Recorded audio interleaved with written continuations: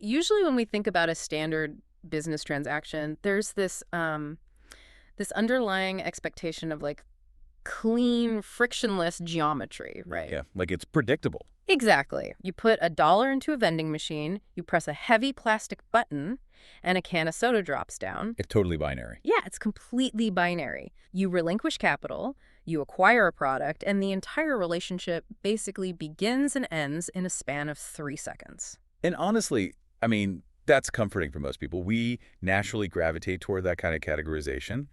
We like our ledgers to We balance. do. We want the lines of commerce to be entirely visible, devoid of any messy emotional spillage. But then you step out of that sterile retail environment and into the world of the high-end service industry, Oh yeah, that's a whole different ballgame. specifically into the hyper-intimate space of personal care, like sitting down in a salon chair. And suddenly, that whole vending machine metaphor just shatters into a million pieces. It really does. You're not looking at a simple exchange of capital for a service anymore. Not at all. Yeah. We are dropping into a landscape that is deeply psychological, highly emotional, and honestly incredibly complex. Because you're stepping into a dynamic, living ecosystem. You're no longer dealing with a static product on a shelf. You are dealing with human vulnerability, fragile egos, personal branding, and the undeniable biological power of physical touch. And that is exactly what we are unpacking today. Welcome to the deep dive, by the way. Our mission here is always to take raw source material and extract the most potent, life-changing insights so you don't have to wade through all the noise. And today's source is a gold mine. It really is. We have this fascinating transcript lined up, pulling from an extensive interview on a hairstylist empowerment show. The host is B-Rad, and he sits down with a woman who absolutely redefines what it means to build an empire from scratch. CEO, author, and celebrity stylist Cherise Slate. Yes. Okay, let's unpack this, because this isn't just a deep dive about hair. It is a masterclass in entrepreneurship, resilience, the psychology of human connection, and building an elite brand from the ground up. Totally. And whether you're an aspiring entrepreneur, a corporate climber, or just someone who loves learning, there is a blueprint here. A blueprint for elevating your career from a basic service to a premium, highly sought-after experience. But to understand the heights of her success, styling global icons for the Grammys, working on multi-million-dollar television sets, we have to look at where the architecture of her mindset was actually built. Her foundation. Right. Her foundation was the projects of Detroit, Michigan. Yeah.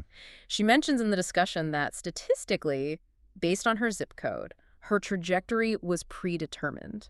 She was supposed to stay within a very specific marginalized radius. But she did it. No. Even as a child, she had this innate, almost gravitational pull toward a different outcome.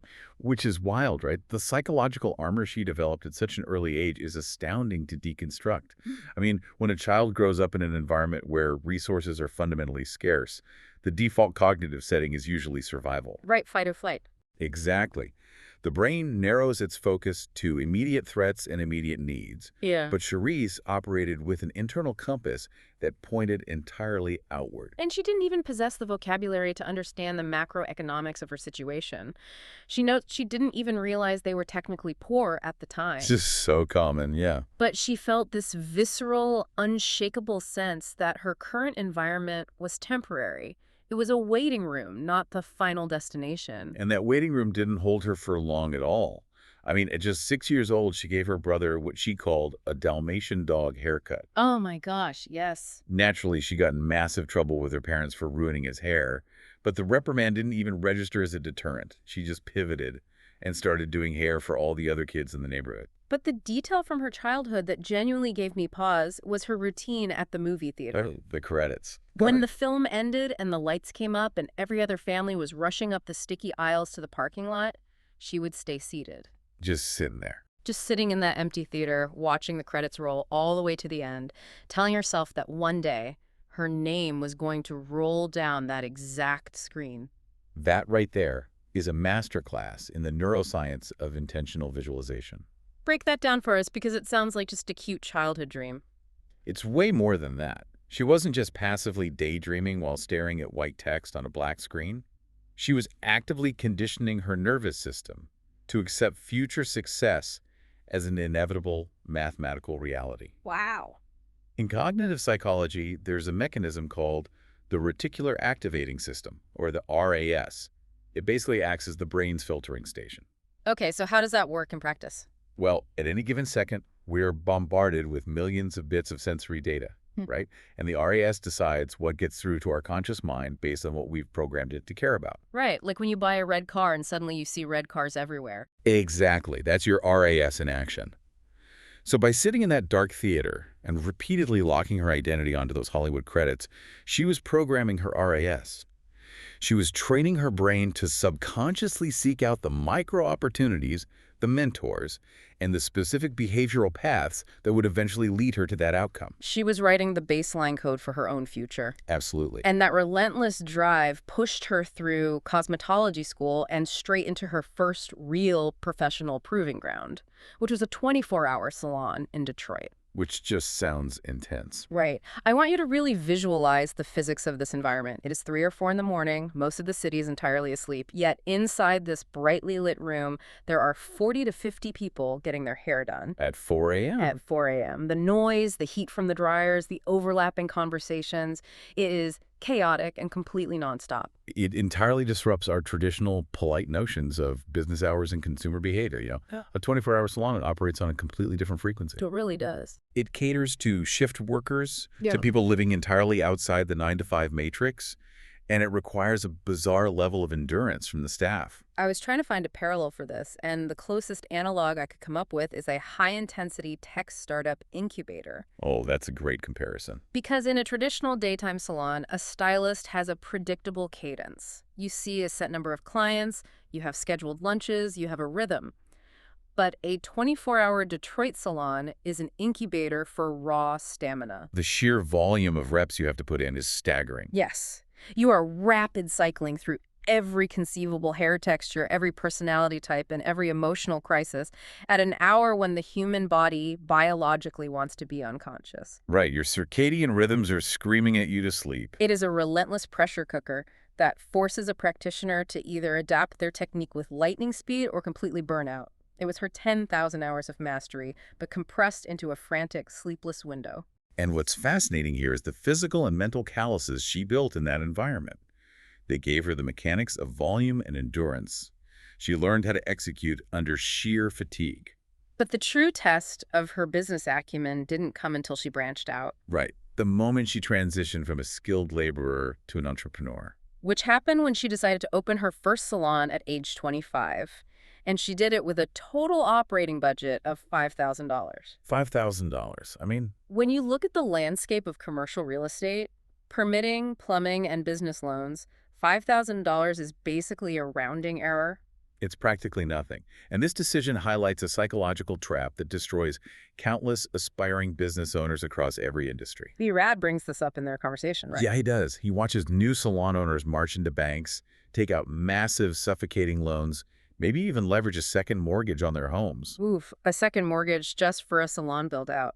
And they pour hundreds of thousands of dollars into a pristine, visually flawless salon. They buy the top-tier Italian leather chairs, the imported marble countertops, the custom ambient lighting. They build the Taj Mahal of hair before they even have a client base to support it? Precisely. They are funding an illusion. And at first, the illusion generates heat. People walk in because human beings are naturally nosy about new, shiny things in their neighborhood. Right, everyone wants to see the new spot. But novelty has a brutally short half-life. Once the neighborhood gets used to the marble countertops, the organic foot traffic drops. And suddenly, that founder is sitting alone in a beautiful, empty, echoing room, staring down a massive, inescapable monthly debt payment. Just drowning. Exactly. They prioritize their own ego and the aesthetic vanity of the space over the mathematical reality of cash flow. And Charisse looked at that trap and walked entirely in the opposite direction. She totally did. She took her $5,000 and she intentionally outfitted her entire salon with used furniture. She stripped away every single vanity metric. Which takes a lot of confidence. It really does. She understood that a scuffed chair or a secondhand mirror was not a permanent reflection of her worth. It was simply a utilitarian tool to get the business off the ground. She prioritized the functional survival of the enterprise over the ego of the founder. And we have to unpack the physiological impact of that financial decision. Well, what does that do to you as an owner?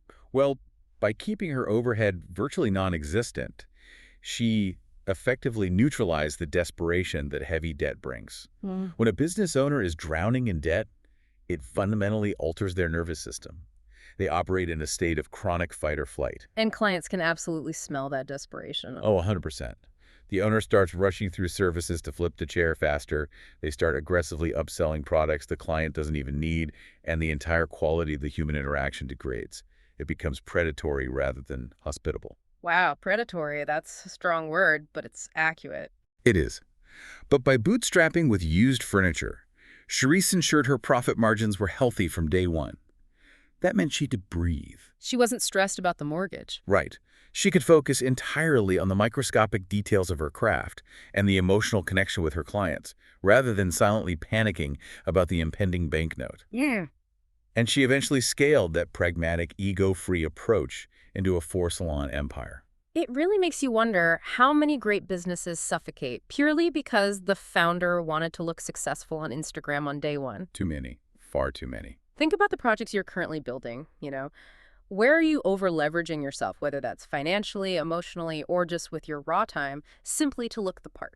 That's a great question for the listener. Right. Where can you strip away the vanity, ignore the glossy facade your competitors are projecting, and focus purely on the unglamorous, highly functional mechanics that actually generate sustainable growth? Look for your used furniture moments. It requires a brutal level of self-awareness to choose function over flash. But, while raw ambition and financial pragmatism keep the lights on, they're only the skeletal structure of a service empire. You need more than just a good ledger. Exactly. To truly scale, to reach a point where you command a premium and build generational loyalty, you have to transition from understanding ledgers to understanding the deep architecture of the human mind. Which pulls us directly into the psychology behind the styling chair. Yes. Charisse explains that when someone sits down in her salon, she is no longer just cutting hair. The scissors are almost secondary. She instantly assumes multiple identities. She's the doctor diagnosing their stress, the psychiatrist untangling their trauma, and the trusted confidant. She even earned a nickname for it, right? Yeah. Her clients relied on her so heavily for life guidance and spiritual grounding that she was literally nicknamed Dear Charisse, echoing the old Dear Abby advice columns. This reveals a profound dynamic in the service economy that you just cannot quantify on a spreadsheet. Charisse astutely points out that hairstylists belong to a very rare, specific category of professionals. They are one of the few people that society explicitly pays to physically touch them. Here's where it gets really interesting. Let's slow down and really look at the biology of that. Yeah, let's look at the science. Think about the physical reality of walking into a salon. You are seated in a chair, you are completely immobilized by a cape draped over your body, and you are forced to stare directly at your own unedited reflection under harsh, unforgiving lighting. It's a very vulnerable position. Your hair is wet, stripping away your carefully constructed daily aesthetic. You are physically and socially disarmed. And then another human being stands behind you and begins gently running their hands through your hair, washing and massaging your scalp. And biologically, mammalian grooming triggers a massive release of oxytocin. It actively suppresses the production of cortisol, which is the stress hormone. The tactile connection chemically forces the client's nervous system to power down its defensive shields. Compare that to almost any other commercial interaction. When you buy a laptop or order a coffee or consult with an accountant, there is a literal and figurative counter separating you from the provider. Right, there's a barrier. The geometry of the room dictates a boundary. It is purely transactional. But the salon chair obliterates that boundary. It forces a deeply unique, tactile intimacy. And because of that physical proximity and the ensuing chemical relaxation, the psychological floodgates open. Emotional barriers dissolve. People naturally confess their deepest insecurities, their marital failures, and their secret ambitions. It's like talking to a bartender late at night. Very similar, but amplified by the profound trust that physical touch requires. And because that trust is so thoroughly established, the stylist becomes a quiet witness to the entire chronological arc of a human life. Charisse talks about seeing clients walk in as nervous teenagers for a high school dance. Right, and then styling them years later for their first major job interview, doing their hair for their wedding day, and eventually turning around and cutting the hair of their newborn children. They transcend the role of a vendor and become an institutional fixture in a family's history. But navigating that immense volume of intimacy demands a highly specialized emotional toolkit. I mean, B. Rad emphasizes a cardinal rule of the industry during the interview, the 2 ears to 1 mouth ratio. Ah, yes, the golden rule. He is adamant that clients are paying for the physical outcome of the haircut, certainly, but they are equally paying a premium for the psychological real estate to talk about themselves. They're purchasing a dedicated listener. They are absolutely not paying to sit trapped under a cape while the stylist complains about their own hangover or vents about their terrible landlord or dumps their personal drama into the client's lap. I Exactly. have to push back on this, though, just slightly. Okay, what are you thinking? Well, if we accept that the stylist is essentially functioning as an unlicensed therapist, absorbing the collective anxieties, grief, and secrets of 8 to 10 different people every single day, doesn't that inherently lead to massive emotional exhaustion? Oh, absolutely. I mean, how does a practitioner act as a shock absorber for that much human weight without eventually fracturing? That is the structural vulnerability of any high-touch caretaking profession. The burnout rate is astronomical. But the defense against that fracturing lies entirely in how you engineer your operational model. Charisse doesn't rely on sheer willpower to avoid exhaustion. She actively designed her business to mitigate it. She explicitly refuses to double book her clients. Let's break down the mechanics of double booking because it is the standard operating procedure for most of the industry. It really is. In a high-volume salon, a stylist operates like a frantic air traffic controller. They have client A in the chair getting their hair painted with chemical color.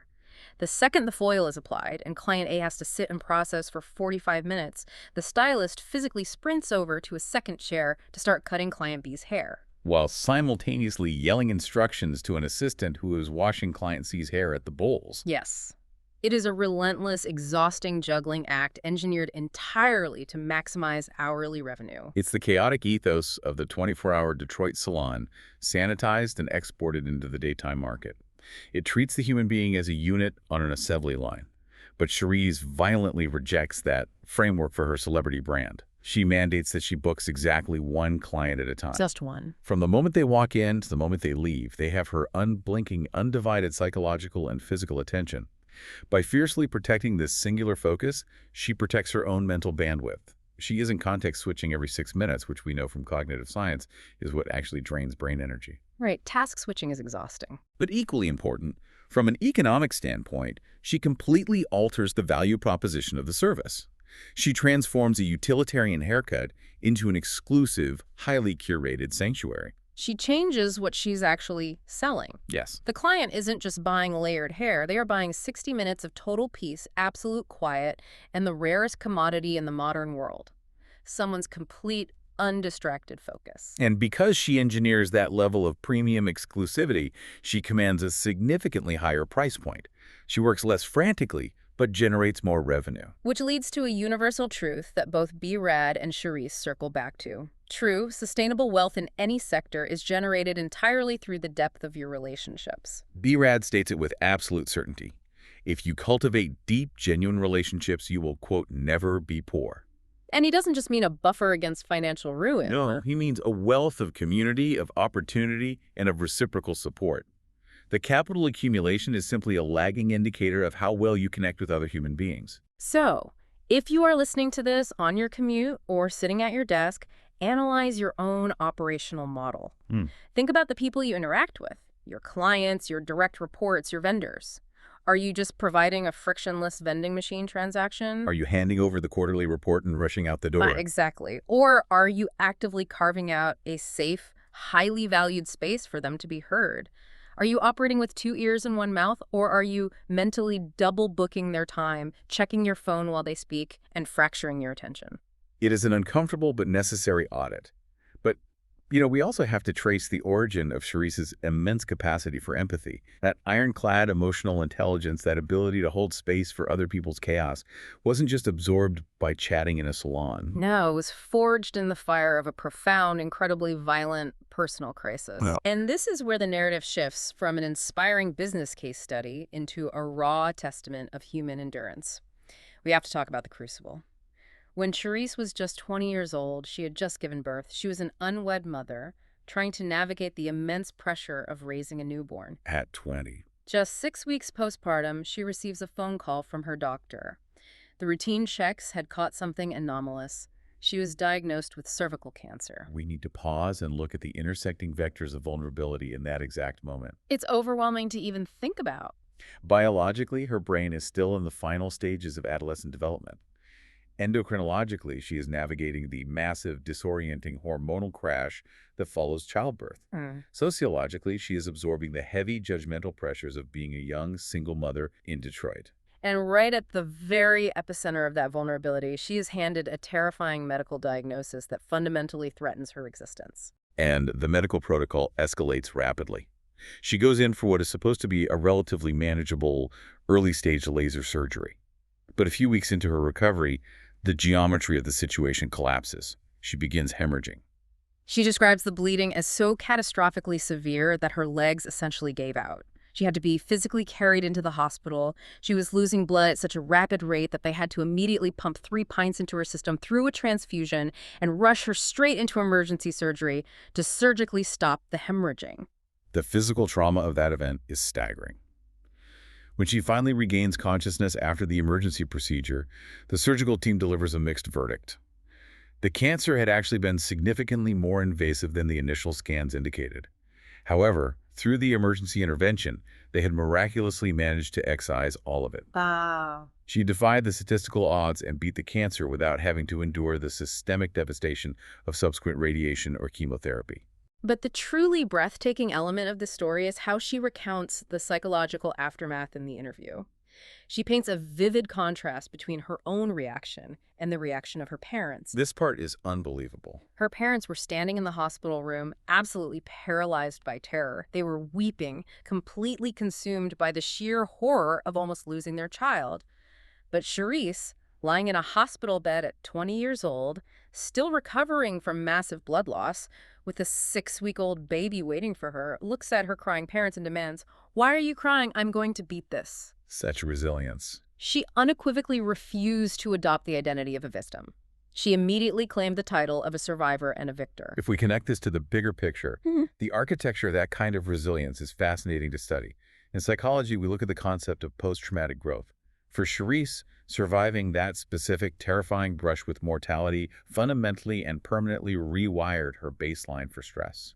When you have stared down the literal end of your life on a cold operating table, the everyday manufactured anxieties of the business world completely lose their paralyzing power. A delayed flight, a difficult client, or a stressful product launch no longer registers as a threat to your survival. The trauma recalibrates your internal definition of what actually constitutes a crisis. And that profound recalibration birthed her professional ethos.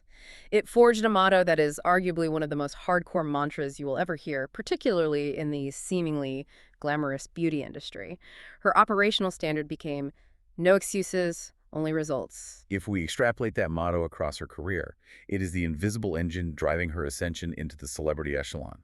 When you graduate into the elite leagues of any industry, whether you're styling a global icon for the Grammy red carpet, executing a multi-million-dollar corporate merger, or managing a high-stakes litigation, the environment changes. It's a different world. There is absolutely zero margin for error and a ruthless zero-tolerance policy for excuses. B-Rad brings up an anecdote that perfectly illustrates the brutality of this reality.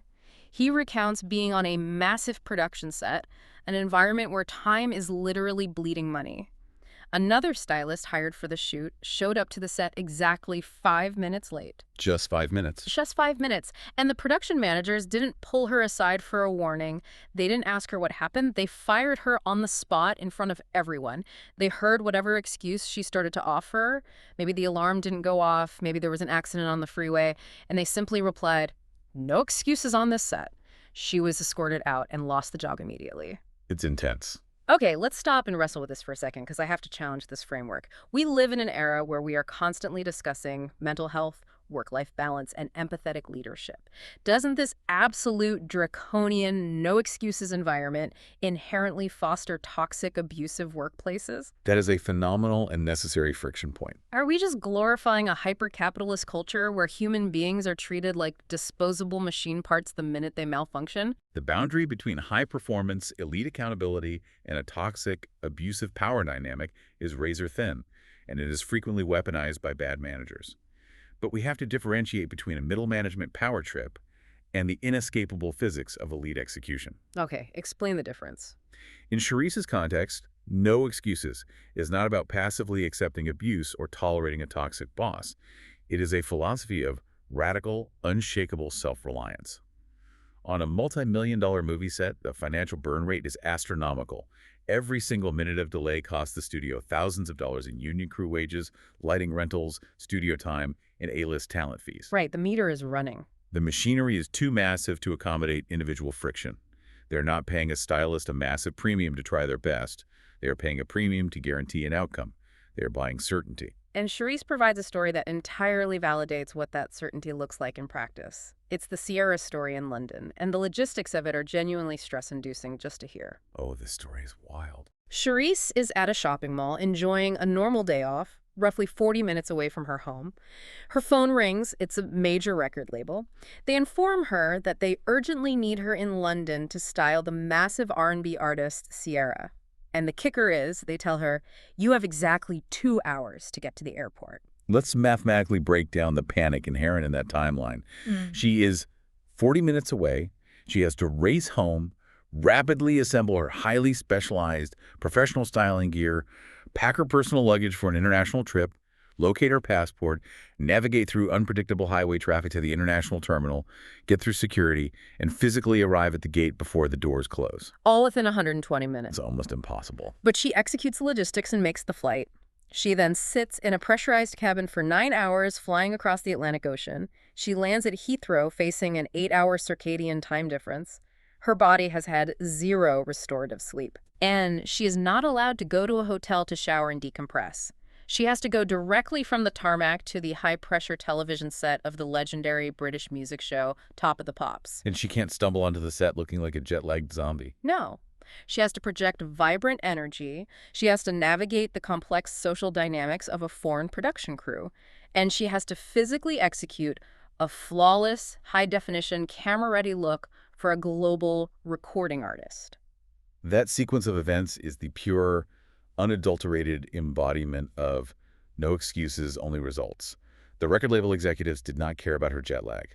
Sierra, dealing with her own massive performance pressure, did not want to hear a narrative about the frantic, stressful drive from the mall. They didn't care about the traffic. The client purchased a specific result: absolute, bulletproof aesthetic perfection broadcast to millions of people. And despite the sheer physiological exhaustion, Charisse delivered that exact result. So, if you are listening to this right now, I want you to run your own professional habits through that exact filter.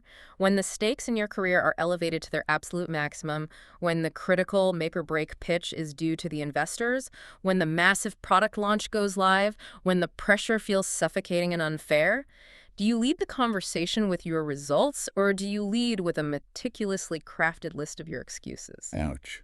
That's a tough mirror to look into. Have you calibrated your internal operating system to understand that in the highest elite tiers of any industry, your personal inconveniences, no matter how valid they feel to you, are fundamentally irrelevant to the mission?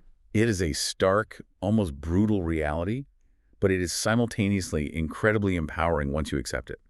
Because once you master that level of execution, nobody can take your value away from you. However, executing flawlessly under extreme pressure is simply how you retain high-profile clients once they're already in your ecosystem.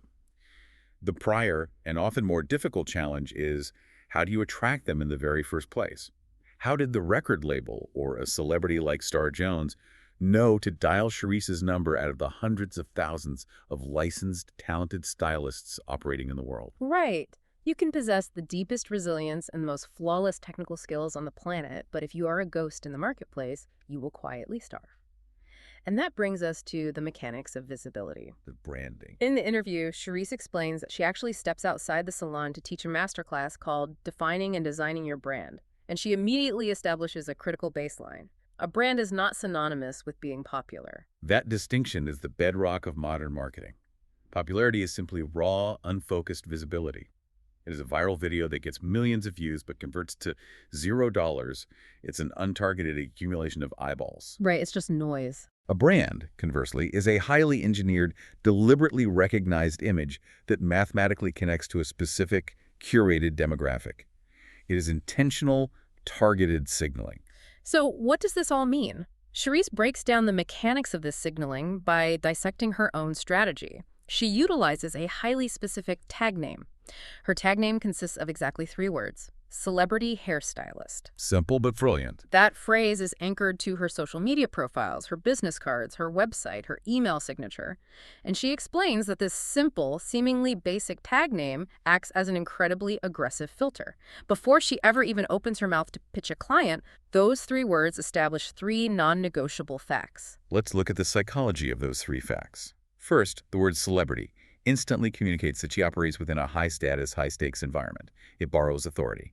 Second, it establishes her as an absolute subject matter expert, not a generalist. And Third, which is arguably the most vital function for her business model, it clearly communicates that she does not, under any circumstances, offer a cheap $20 haircut. I love how ruthlessly efficient this is. The best analogy I can think of is that her tag name operates exactly like a giant, heavily muscled bouncer standing stoically outside an exclusive high-end nightclub. Oh, I like that analogy. That bouncer serves 2 simultaneous opposing functions. Yes, he unhooks the velvet rope and invites the VIPs inside, signaling to the high-net-worth clients that this is an environment engineered specifically for them. But equally important, his sheer intimidating presence politely but firmly turns away the clientele the club doesn't want. Right. If a consumer is looking for a quick, cheap, transactional $20 trim, they look at the tag celebrity hairstylist, and their brain immediately calculates, oh, this is out of my league. I am not her target demographic. I shouldn't even waste my time asking. She is pre-qualifying her leads and saving herself hundreds of hours of exhausting, race-to-the-bottom price haggling. And the source material provides empirical proof of how staggering the return on investment is for this exact strategy. Charisse managed to land the major television personality Star Jones entirely because of the architectural integrity of this tag name. The Twitter story. Yes. Star Jones was traveling in Dallas and posted a frantic request on Twitter back in the platform's earlier days, asking her network for a celebrity hairstylist. Someone in her feed saw those exact words, immediately recalled Charisse's identical tag name, and replied, "I know one. Her name is Charisse Slate." And it was that fast. Within roughly 120 seconds of that initial tweet, the connection was solidified, and Charisse was officially booked for Star Jones's entire tour. 2 minutes. That is the sheer kinetic power of precise, uncompromising brand architecture. But to maintain a brand that possesses that kind of gravitational pull, Charisse is fanatical about radical consistency. She lectures B. Rad on the necessity of uniformity. She mandates that a professional must utilize the exact same color hex codes, the exact same logos, and the exact same high-quality aesthetic across every single conceivable platform. Everything has to match. Your Instagram grid, your LinkedIn profile, your email signature, the watermark on your photos, down to the actual tone and cadence of your voicemail recording. They all have to feel like they were generated by the exact same polished entity. If we look at this through the lens of cognitive science, human beings are fundamentally hardwired as pattern recognition machines. It is how we survived evolutionarily. When we encounter consistent, predictable visual and auditory cues, our amygdala relaxes. Our brain registers safety, predictability, and ultimately trust. And when we encounter inconsistency, When we encounter erratic inconsistency, like a sleek website but a chaotic misspelled Instagram bio, our brain registers confusion and risk. Charisse issues a stark warning against falling into what we might call the anti-brand trap, changing your visual aesthetic, your core messaging, or your target audience based on whatever trend is hot that week. She explicitly states that visual and thematic inconsistency is literal brand destruction. and B-Rad brings up one of the most hilarious, disastrous corporate examples of this from recent history to prove her point. They dissect the moment when IHOP, the International House of Pancakes, an absolute institution of American breakfast, decided to temporarily rebrand themselves as IHOP, swapping the Pancake Association for burgers. It was intended to be a disruptive marketing stunt to capture lunchtime market share, but dissecting the fallout is a fascinating lesson in brand equity. Charisse points out the profound, almost arrogant danger in that corporate move. IHOP spent decades and millions of dollars searing the association of fluffy pancakes and maple syrup into the collective American consciousness. That is their psychological real estate. When you suddenly attempt a massive pivot and announce, "Actually, we are the burger destination now," you induce massive cognitive dissonance in your most loyal demographic. You completely alienate the people who already trust you and are actively trying to give you their money. Precisely. The core danger of attempting to be everything to everyone is that you mathematically dilute your specific value until you become nothing to anyone. IHOP risked burning their deeply loyal breakfast constituency just to fight for scraps in a hyper-saturated, deeply competitive fast food burger market. And Therese's entire empire is built on the exact inverse of that philosophy. Yes. She flatly refuses to appeal to the $20 haircut market. She does not pivot to follow trends. She stays ruthlessly, obsessively focused on dominating her hyper-specific, high-end niche. They also briefly analyze the evolution of Justin Bieber's brand as another facet of this concept. They look at how he successfully transitioned his public narrative from a reckless, highly volatile partying teenager into a much more stable, spiritually grounded, married adult. And Charisse observes that how you actively curate and present your brand directly dictates the specific tribe of consumers you attract. When Bieber matured his behavior and his public signaling, his core demographic of hardcore followers shifted, aged up, and evolved right alongside him. Your brand is essentially a massive electromagnet, and you are in complete control of its polarity.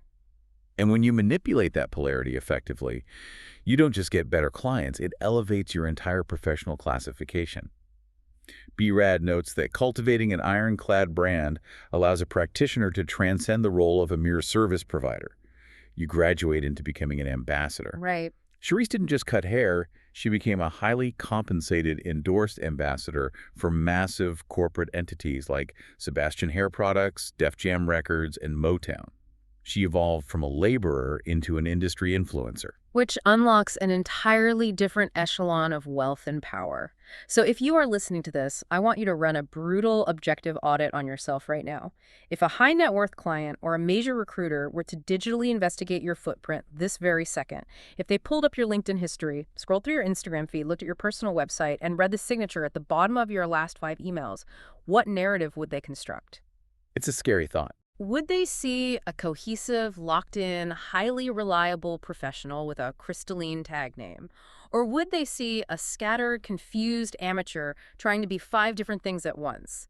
In the elite economy, consistency is the ultimate currency of trust. But here is where the paradigm shifts entirely.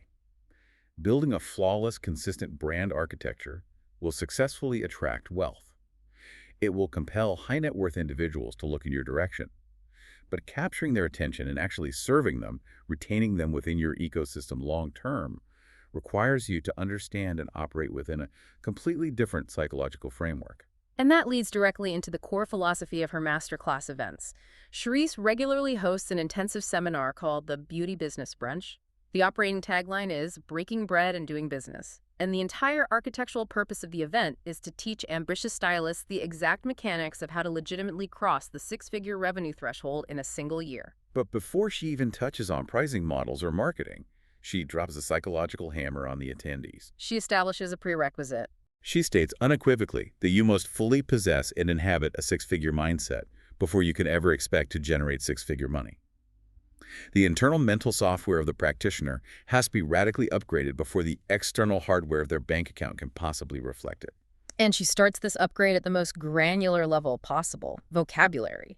She forces the stylists to completely eradicate the phrase, "I'll try," from their professional and personal lexicon. I'll try. It's such a common phrase. Think about the insidious nature of saying, "I'll try." It sounds polite, but it possesses a built-in psychological escape hatch. It subconsciously gives your brain permission to accept failure before the attempt even begins. She demands that they replace that passive phrasing with the absolute certainty of "I am" or "I will." It forcefully shifts a person's cognitive stance from passive hoping to active, aggressive execution. It is the defining psychological chasm between wishing for an outcome and deciding on an outcome. But the most profound transformative insight in this entire segment of the interview is their deep analysis of how the elite, the wealthy, high-functioning, high-net-worth clients actually perceive and calculate value. BRAD and Charisse deconstruct the fundamental behavioral difference between an everyday consumer and a business-class consumer. This is the absolute golden nugget of the entire deep dive. If you understand this, it changes everything. Wealthy clients value their time exponentially more than they value their money. Let's deeply dissect the economic reality of why that is. For a highly successful individual, a CEO, an A-list actor, a hedge fund manager, money is a highly renewable resource. They have built vast automated mechanisms and investments to continuously generate more of it. But time is the ultimate, finite, non-renewable asset. Every single minute that a CEO spends sitting in a waiting room of a chaotic, double-booked salon is a minute they are actively prevented from closing a lucrative deal, resting their cognitive load, or expanding their empire. Therefore, they will happily, almost eagerly, pay a massive financial premium to anyone who can seamlessly give them their time back. This completely rewires the concept of selling a service. Think about it like this.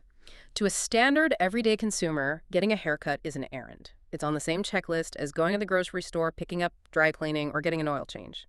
It's a mild chore that they budget a small amount of time and a small amount of money to complete. But to a high net worth client, a haircut is a dangerous potential disruption to their highly calibrated schedule. If you, as the service provider, can engineer an experience that makes that disruption completely seamless, utterly luxurious, highly efficient, and fiercely private, you are no longer in the business of selling a haircut. You are in the business of selling time reclamation and frictionless existence. And when you sell that, you can virtually name your price. This economic reality entirely validates Cherise's earlier, seemingly risky strategy of refusing to double book her chairs. She isn't just cutting their hair, she is selling them back their peace of mind. Yes. And when you successfully elevate your clientele to this tier, the entire conversational dynamic within the room changes.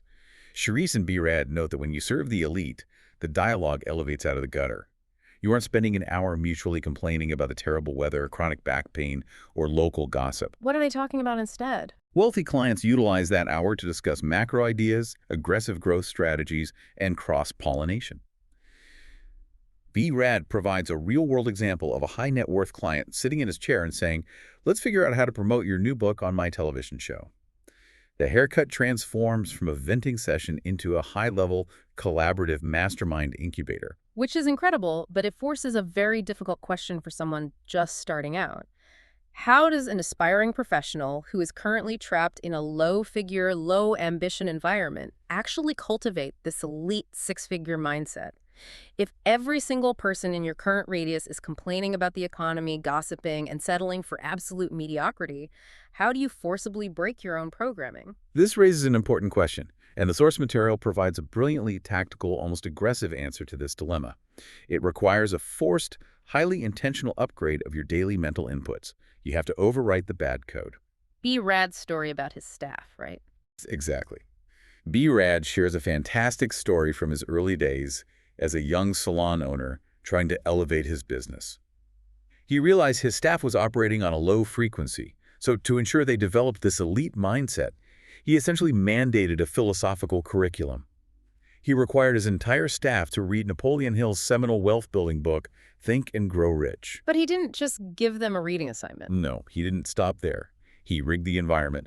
He constantly played motivational tapes, audiobooks, and seminars by great speakers over the salon's audio system. He systematically drowned out the low-level, toxic chatter with high-level, expansive philosophy. He effectively and benevolently brainwashed his entire staff for success. And Cherise layers incredibly actionable step-by-step advice on top of that for anyone desperately wanting to cross the border into the elite tiers of their specific industry. Step 1. First, you have to possess the courage to invest financially in yourself. You have to pay for the advanced masterclasses. You have to buy the plane ticket to the industry seminars. Second, you have to meticulously learn the specific insider language of the elite tier. She points out that most standard salon stylists don't have the vocabulary to work on a movie set.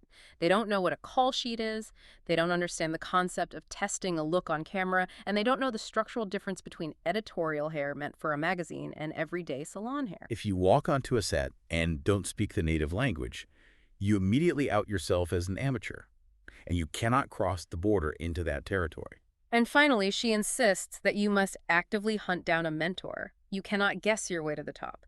You have to find a practitioner who has already successfully built the exact machine you are currently trying to build, and you have to humble yourself enough to study their blueprints. So we turn this lens back to you, listening right now. Look at your current compensation.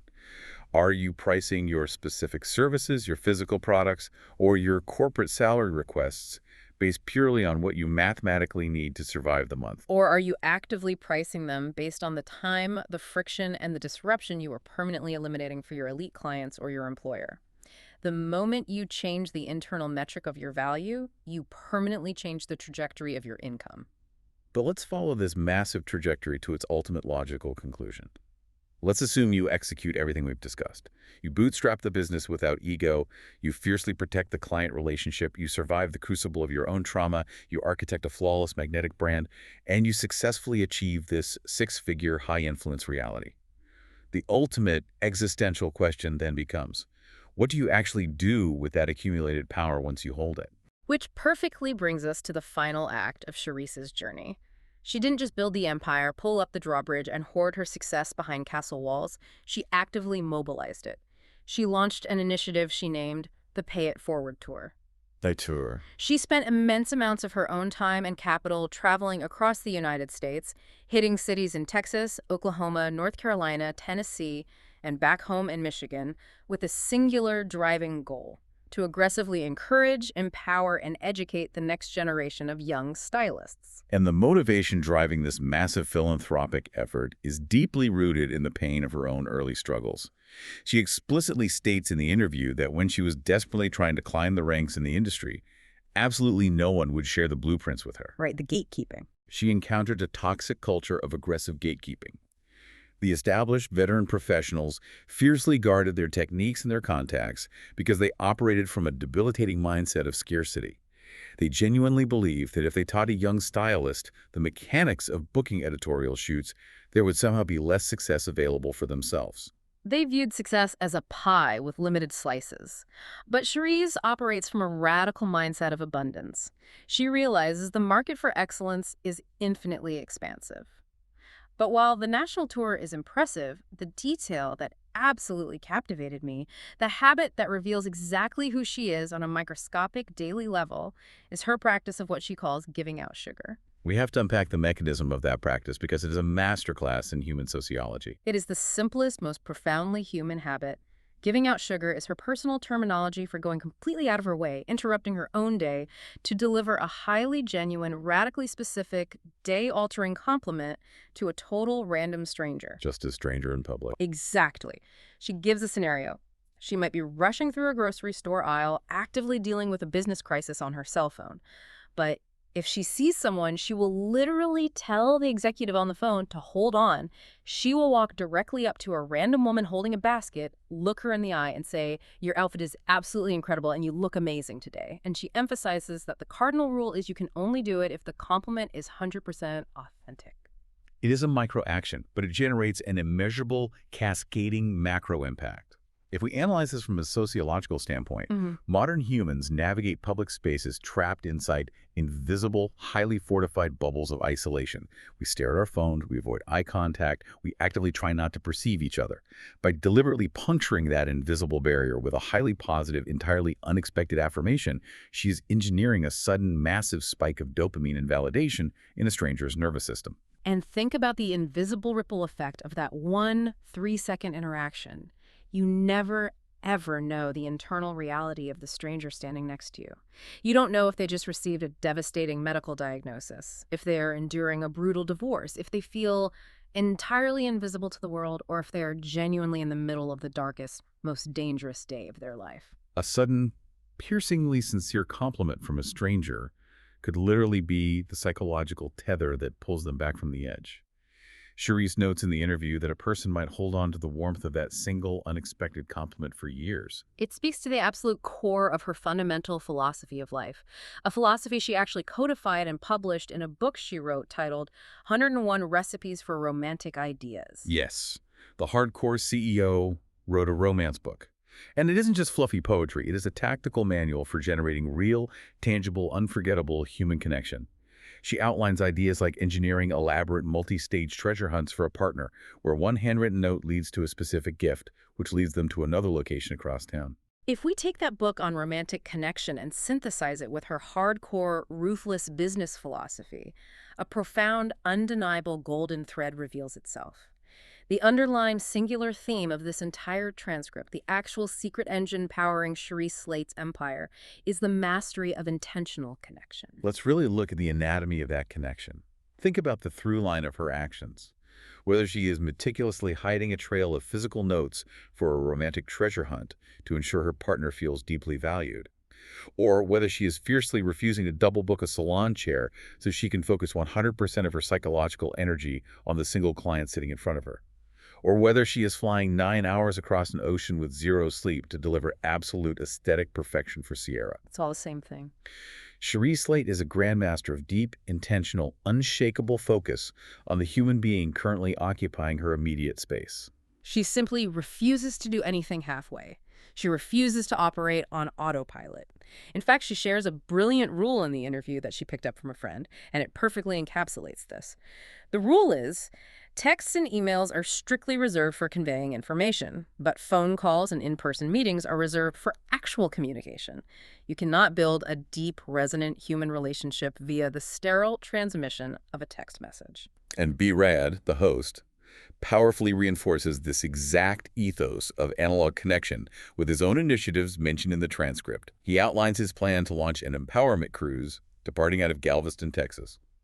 The entire premise is to take hundreds of hairstylists, physically remove them from their daily routines, take them out to sea where cellular service drops, and force days of intensive education, deep networking, and raw community building. Force them offline. It is a deliberate strategy to break down the digital, isolated walls we've built and force real, transformative, face-to-face human interaction. And all of this, the origin in Detroit, the cancer survival, the relentless branding, the philanthropy, it all culminates in Cherie's personal mission statement. And I want everyone listening to brace themselves for this because the standard she sets is heavy, but it is deeply necessary. Her operating mission statement for her life is, "You should be ashamed to die unless you have left your mark on the world." It is a staggering, almost intimidating metric to hold your own life against. It violently strips away all the trivialities, the petty grievances, and the minor daily complaints that consume so much of our bandwidth. It demands that you ruthlessly evaluate your daily habits, your corporate decisions, and your fleeting interactions with strangers against the ultimate final metric. Are you actively weaving a permanent positive mark into the fabric of the world, or are you just consuming oxygen? Which brings us to the end of an absolute massive, sprawling journey today. We have traveled from the resource-scarce projects of Detroit through the terrifying, blood-soaked crucible of a cancer diagnosis at age 20. We have examined the frantic, sleep-deprived energy of a 24-hour salon incubator. We watched Charisse bypass the trap of ego to bootstrap a multi-salon empire with used furniture. Yes, an architect, an ironclad, highly mathematical celebrity hairstylist brand that summons A-list clients out of the ether, and ultimately shift her massive accumulated energy toward fiercely empowering the next generation, all while literally passing out sweetness to strangers in grocery store aisles. And for you, the listener, what we have handed you today is a highly adaptable, universally applicable blueprint. The sheer genius of Charisse's methodology is that it transcends the beauty industry. It genuinely does not matter if you're cutting hair, writing thousands of lines of complex code for a tech firm, managing a global logistics supply chain, or selling high-end commercial real estate. The principles are the same. The core underlying physics remain identical. Ruthless mathematical consistency in your visual branding. Deeply understanding that the elite value their finite time exponentially more than their renewable money. And treating every single client, regardless of their status, with the unblinking focus and dignity of a star. These are the immutable, gravity-like laws of scaling any empire. But before we sign off, I want to leave you with one final provocative thought to chew on. We spent a significant amount of time today dissecting the mechanics of defining your brand, choosing a precise tag name, and positioning yourself like a heavy bouncer outside an exclusive club to filter your leads. But I want you to push that conceptual framework one step further. Consider this. What if your ultimate true brand isn't actually the specific physical product or technical service that you sell? Okay, where are you going with this? What if your absolute highest value brand is actually the specific type of panic that you prevent? That is an incredibly powerful reframing of value. Think about the reality of what Charisse Slate actually does. She does not just sell the physical manipulation of hair. She sells absolute ironclad certainty to people who live under immense pressure. She sells the unbreakable guarantee that when a global celebrity has had zero sleep, has flown across the Atlantic Ocean, and is about to step out from behind a curtain to face millions of scrutinizing people on global television, They will not panic. they will not panic. They will look flawless. She entirely eliminates the crisis of aesthetic failure from their mental bandwidth. So I want you to look closely at your own career, your own business, your own daily deliverables. What is the specific terrifying crisis that you reliably eliminate for your boss, for your clients, or for your team? Figure out exactly what specific flavor of panic you prevent. Exactly. Explicitly brand yourself around the guarantee of that certainty, and you won't just build a successful clientele. You will build an unstoppable empire. Thank you so much for joining us on this deep dive. Take these concepts, upgrade your internal software, and we will see you next time.